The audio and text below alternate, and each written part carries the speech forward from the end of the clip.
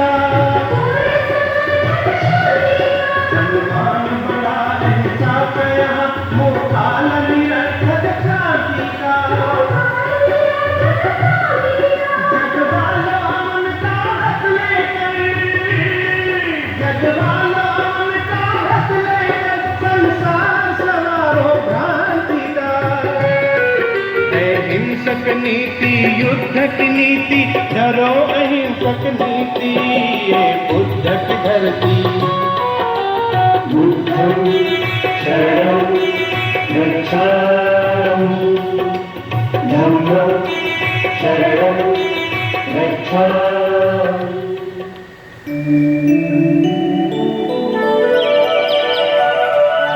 क्या कारण है? सर, आपने सही कहा है। हम सभी महिलाएं आनंदित होकर खुशियां मना रही है, क्योंकि आज ही के दिन डॉक्टर बाबा साहेब आम्बेडकर ने पवित्र दीक्षा भूमि में बुद्ध धम्म का स्वीकार किया था। यह दिन हम सभी के लिए बहुत ही महत्वपूर्ण और आनंद का दिन है। आज हम इस स्थिति में अच्छे कपड़े पहने हुए हैं और अच्छी बातें कर रही हैं। यह केवल बाबा साहब और बुद्ध धम्म की देन है। इसी पावन दीक्षा भूमि पर सारे भारत से करीब 7 लाख लोगों ने भाग लिया था। सारी नाग नगरी शुभ्र वस्त्र से सजी हुई थी। डॉक्टर बाबा साहेब अम्बेडकर ने हिंदू धर्म का त्याग करके महावीर चंद्रमणि द्वारा बुद्ध धर्म की दीक्षा ली। यह सबके लिए मुक्ति दिन था। यह विश्व की बहुत बड़ी सामाजिक एवं धार्मिक क्रांति थी। डॉक्टर बाबा साहेब अम्बेडकर सारी जिंदगी भर किसी के सामने झुके नहीं, लेकिन करुणा के सागर बुद्ध के सामने नतमस्तक हुए। वह दिन अशोक विजयादशमी का दिन था। इसी दिन डॉक्टर बाबा साहेब अम्बेडकर ने लाखों लोगों के साथ धम्म दीक्षा क्यों ली? सही सवाल पूछा है आपने। डॉक्टर बाबा साहेब अम्बेडकर ने यह दिन इसलिए चुना कि इसी पावन दिन पर राजा सम्राट अशोक ने हिंसा का त्याग करके बुद्ध धम्म का स्वीकार किया था। हाँ, सुना है। राजा सम्राट अशोक ने कलिंग युद्ध में हजारों लोगों की मृत लाशें देखकर उनका मन परिवर्तित हुआ और उन्होंने शांति एवं मानवता का बुद्ध धम्म अपनाया। नागपुर की दीक्षा भूमि पर 14 अक्टूबर दिन पर दीक्षा दी बाबा साहब ने मंगलवार दिन पर। नागपुर की दीक्षा भूमि पर 14 अक्टूबर दिन पर दीक्षा दी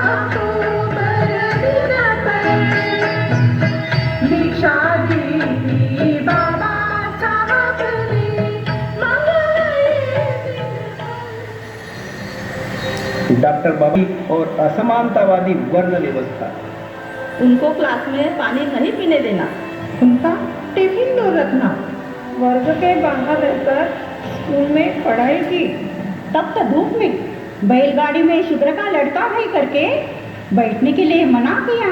कुत्ते गाय जैसे जानवर तालाब का पानी पी सकते थे, लेकिन अस्पृश्य को पानी पीने का अधिकार नहीं था। इसीलिए डॉक्टर बाबा साहेब अम्बेडकर ने महाड़ में हजारों लोगों के साथ सत्याग्रह किया। अस्पृश्य को मंदिर में प्रवेश नहीं था, इसलिए नासिक के कायाराम मंदिर में सत्याग्रह करना पड़ा। हम भी इंसान हैं, अगर भगवान है तो सबको समानता से क्यों नहीं रखता। इससे घृणित होकर अपने अस्तित्व के लिए सत्याग्रह किया।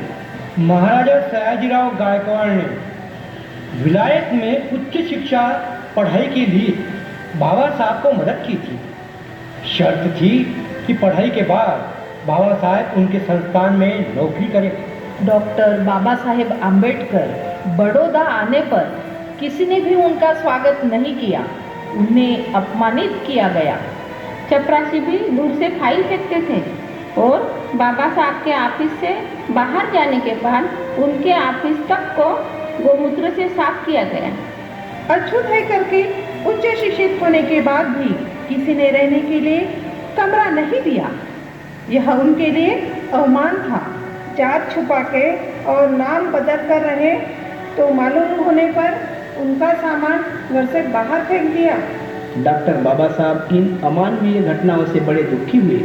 कमाटी बाग में पेड़ के नीचे बैठकर सर पे हाथ रखकर रोने लगे। वह दिन उनके जीवन का बड़ा दुखद दिन था। MA, PhD, DSc, LLD ऐसी उच्च डिग्रियां बाबा साहब ने हासिल की थी, लेकिन मनुवादियों के लिए ये सब निकम्मी रही। बाबा साहब को बड़ा पश्चाताप हुआ। उसी समय उन्होंने कहा कि इस देश में विद्वान की कदर नहीं बल्कि जात श्रेष्ठ मानी जाती है, और संकल्प किया कि मैं मेरा सारा जीवन पिछड़े समाज के उत्थान के लिए समर्पित करूंगा। बाबा साहब कहते हैं कि वे उच्च शिक्षित बैरिस्टर होने के बाद भी यहाँ की सड़ी व्यवस्था ने उनका स्वीकार नहीं किया, तो बाकी अनपढ़ का क्या होगा।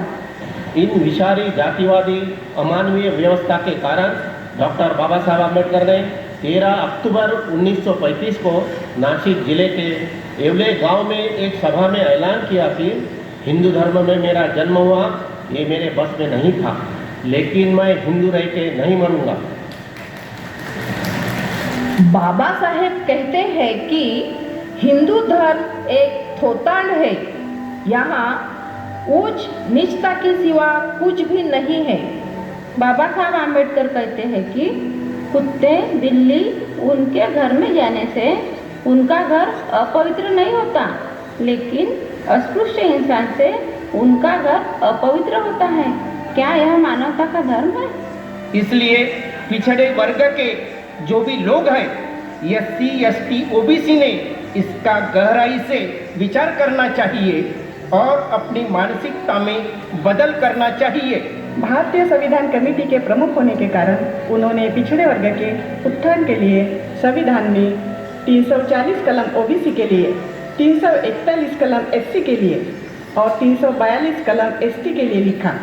संविधान में प्रावधान करने के पीछे बाबा साहब का एक ही उद्देश्य था कि ये सभी शोषित वर्ग इकट्ठे होकर अपना बड़ा संघ बनाए, जिससे सभी क्षेत्र में आपकी तरक्की हो और शासन करती जमात हो। लेकिन इस देश में बाबा साहब के संविधान से जो लोग आरक्षण से शिक्षित हुए, अधिकारी बने, उन्होंने समाज के तरफ बिल्कुल ध्यान नहीं दिया और विरोधियों ने उनका लाभ उठाया। यह शोकांतिका है। डॉक्टर बाबा साहब अम्बेडकर ने करीब 21 साल सभी धर्म का गहराई से अध्ययन किया और तय किया कि समता, स्वातंत्र्य, बंधुता और न्याय को मानने वाला बुद्ध का धम्म ही श्रेष्ठ है, और लाखों लोगों के साथ दीक्षा भूमि नागपुर में 14 अक्टूबर 1956 को उसका अंगीकार किया। विश्व में एक भी खून का कतरा बहाए बगैर की हुई यह एक विशाल क्रांति थी, जहां लाखों लोगों ने बाबा साहब पर विश्वास किया और सभी प्राचीन अवडंबर को त्याग कर बौद्ध धम्म जो मानवता का धम्म है इसे स्वीकार किया।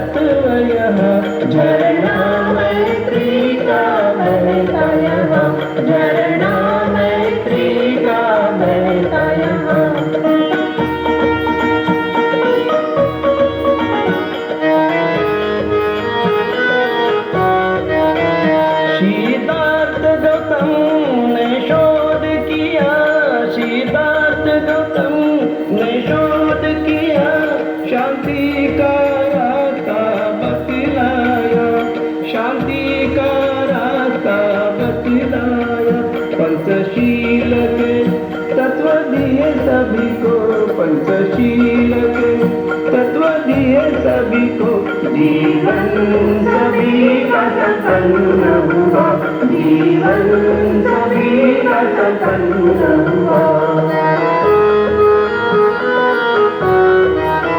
बुद्ध धम्म है करुणा सागर, बुद्ध धम्म है करुणा सागर, सारे विश्व ने उसका स्वीकार किया, सारे विश्व ने उसका स्वीकार किया। मानवता के सारे तत्व यहाँ, मानवता के सारे तत्व यहाँ, झरना मैत्री का बहता यहाँ, झरना मैत्री का बहता यहाँ। विचार संघ का निर्माण होगा और सभी क्षेत्र में उत्थान होगा। इसीलिए भारतीय बौद्ध महासभा की स्थापना की, लेकिन वह सफल कार्य नहीं हो सका। अब तो बाबा साहेब नहीं रहे, लेकिन उनका अधूरा कार्य पूरा करना हम सबकी जिम्मेदारी है। इसलिए हमें गांव-गांव जाकर लोगों में संविधान के बारे में जागृति करना जरूरी है। तो चले काम शुरू करें। भीम के हम नौजवान कुर्बान भीम पर जाएंगे।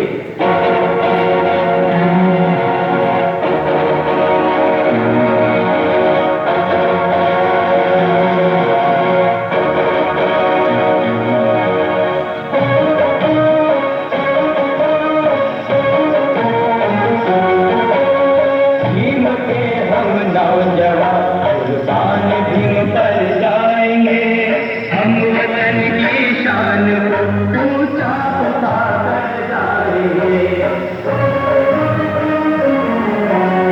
भीम के हम नौजवान कुर्बान भीम पर जाएंगे, हम वतन की शान को ऊंचा उठाकर जाएंगे।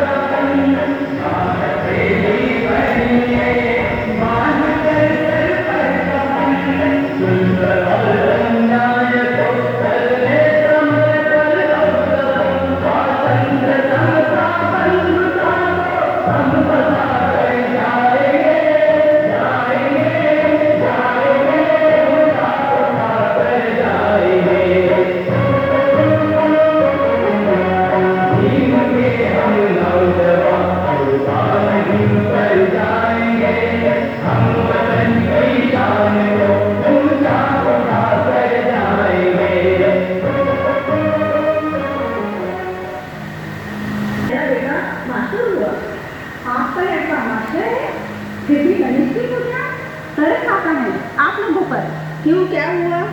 देखिए बहन जी, मैं एक डॉक्टर हूँ। मैं जानती हूँ कि अभी तक सर्जरी में ऐसा कोई संशोधन नहीं हुआ है कि हाथी का सर मानव को लग सके। ये मनोवादियों का बनाया हुआ खेल है, आप इसे समझिए। अच्छा हुआ बहन जी, आपने मेरी आंखें खोल दी। हम इसको नदी में फेंकते हैं।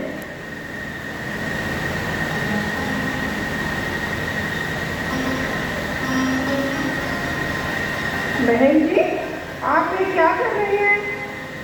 मैडम, मैं वट वृक्ष की पूजा मेरे पति की बड़ी उम्र के लिए और खुश रहने के लिए करती हूँ।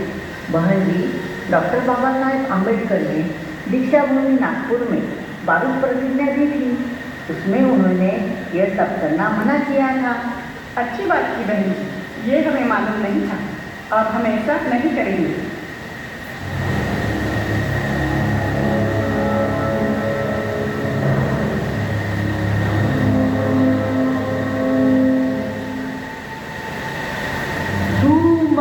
काले कंकर, जय काली माँ, इस महिला की इच्छा पूरी हो।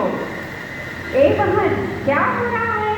बहन जी, काफी साल से मेरा लड़का पास नहीं हो रहा, इसलिए ऐसा करना पड़ रहा। बहन जी, ऐसे जादू और धूप से अगर बच्चे पास होते तो पढ़ाई करने की जरूरत ही नहीं होती। आप लड़के को मेहनत करने के लिए कहो, जरूर पास होगा। ये सब पैसे कमाने के धंधे हैं। अच्छा हुआ मैडम, आपने मुझे जागरूक किया, धन्यवाद। देखिए मांत्रिक बहन जी, इसके बाद ये मांत्रिक का काम छोड़ दीजिए।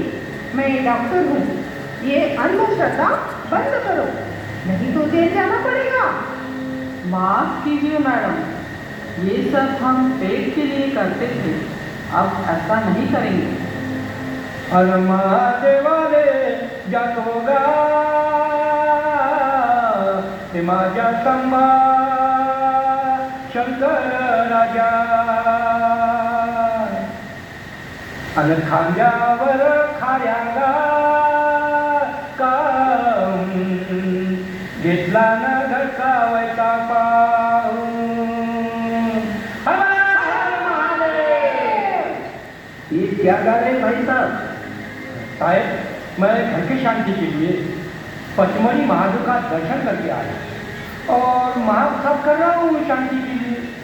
देखिए भाई साहब, इससे शांति नहीं मिलेगी। कुशल कर्म करो और धर्म मार्ग पर चलो। यह सब मूर्ख का बाजार, ब्राह्मण का धंधा चलाने की चाल है। इससे कुछ भी फायदा नहीं, उल्टा नुकसान है। साहब, आपने ऐसा अच्छा मार्ग दिखाया, अब हम ऐसा नहीं करेंगे। भाई, संत कबीर, तुकाराम और बाबा साहब ने इन सभी का कड़ा विरोध किया है। इसलिए ये सब बंद करो और धम्म मार्ग पर चलो। डॉक्टर बाबा साहब अम्बेडकर के धम्म दीक्षा लेने को करीब 66 साल हुए हैं, फिर भी लोगों में जागृति नहीं आई। 22 प्रतिज्ञा देने के बाद भी देवी देवता में उलझे हैं, इसलिए शैक्षणिक और आर्थिक विकास नहीं हुआ। बुद्ध धम्म से चले तो विश्व के साथ मैत्री होगी और बड़ा संघ होगा।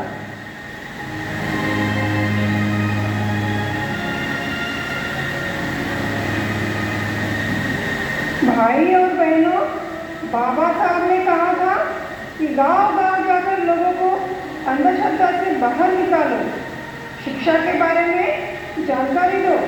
यह हम सब पढ़े लिखे लोगों की जिम्मेदारी है। आपने देवी देवताओं की पूजा करने के बजाय सावित्रीबाई का आदर्श लेना चाहिए, जिसने लड़कियों के लिए और महिलाओं के लिए पाठशाला शुरू की थी। आप गांव में बुद्ध विहार बनाकर बुद्ध फुले बाबा साहेब अम्बेडकर के विचार दे सकते हैं। युवा और बच्चों के लिए संस्कार केंद्र शुरू करें। बुद्ध और बाबा साहब ने समानता न दी होती और महिलाओं के लिए संविधान में अधिकार न दिए होते तो आज हम आपके सामने अच्छे कपड़े पहनते, पढ़ाई करके बातें नहीं कर पाते। अभी तक हमें इस प्रकार की जानकारी किसी ने भी नहीं दी, लेकिन हम अपने बच्चों को शिक्षित जरूर करेंगे। डॉक्टर बाबा साहब अम्बेडकर ने तो महिलाओं के लिए संविधान में खास प्रावधान किया है, इसलिए महिला आज राष्ट्रपति, प्रधानमंत्री और उच्च अधिकारी बने हैं। इसलिए हम संविधान रचयिता डॉक्टर बाबा साहब आम्बेडकर के शुक्रगुजार हैं। लेकिन आजकल महिलाओं पर दिन ब दिन अत्याचार बढ़ रहे हैं, यह शोकांतिका है। डॉक्टर बाबा साहब आम्बेडकर जैसा तेजस्वी प्रकाशमान सूरज अभी तक नहीं हुआ, जिन्होंने अपने चारों बच्चे और पत्नी की आहुति दी। कितना समर्पण था उनका। संविधान में सबको अधिकार दिए, लेकिन हम लोग सब भूल गए। क्या सबका लहू खत्म हुआ? अरे अपने आने वाले पीढ़ी का तो ध्यान रखो। सभी एक संग होकर काम करो, किसी की भी अत्याचार करने की हिम्मत नहीं होगी। इसलिए मेरा सभी से नम्र निवेदन है कि डॉक्टर बाबा साहब अम्बेडकर और बुद्ध ने बताए हुए संघ को मजबूत बनाए। समन संस्कृति हमारी प्राचीन धरोहर है। अगर हम सभी का विशाल संघ हो जाए तो इस देश में हम पर कोई भी राज नहीं कर सकेगा।